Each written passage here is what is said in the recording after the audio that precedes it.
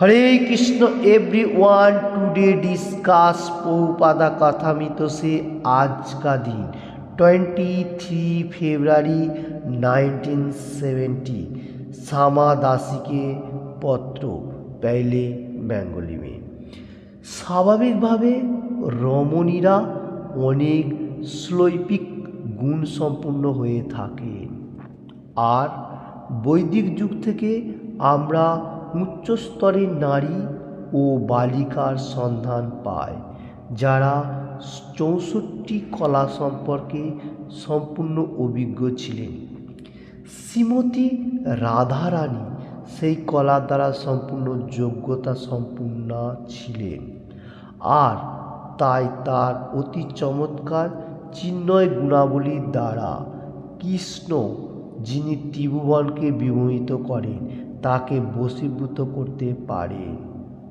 हरे Krishna everyday Prabhupada ji जो अमृत वाणी मतलब भक्तों का सामने पेश किया। आज 23 फरवरी 1970 श्यामा दासी को पत्र लिखा, बहुत अच्छा मार्ग एक प्रदर्शन दिया। तो इधर माता जी का बारे में बताने को जा रहा हूँ। रमणी बोलेगा तो माता जी। बेंगली में एक कहावत है, संसार सुखी है रमणीर गुणे।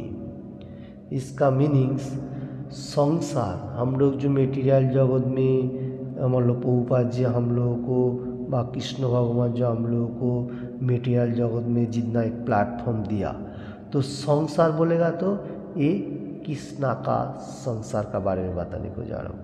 संसार सुखी है रमणीर गुणे। रमणी कौन? जो माता जी। तो देखिए एक माता जी एक फैमिली को अच्छा तरफ से चला सकते हैं, उसमें प्रभु जी का भी थोड़ा सा मतलब हेल्प होना जरूरी होता है। ज़्यादा से ज़्यादा माता जी का क्या क्या कर्म है, संसार को कैसे चालना करना है, बच्चा को पालन पोषण करना है, कृष्ण कॉन्शियसनेस में खाना पकाना है, भगवान को ऑफर करना है, पिताजी उसका साथ जॉइंट में है। इसलिए संसार, ये जो संसाजना सिर्फ संसार तो नहीं होगा, जो कृष्ण कॉन्शियसनेस में संसार है वो माताजी रमणी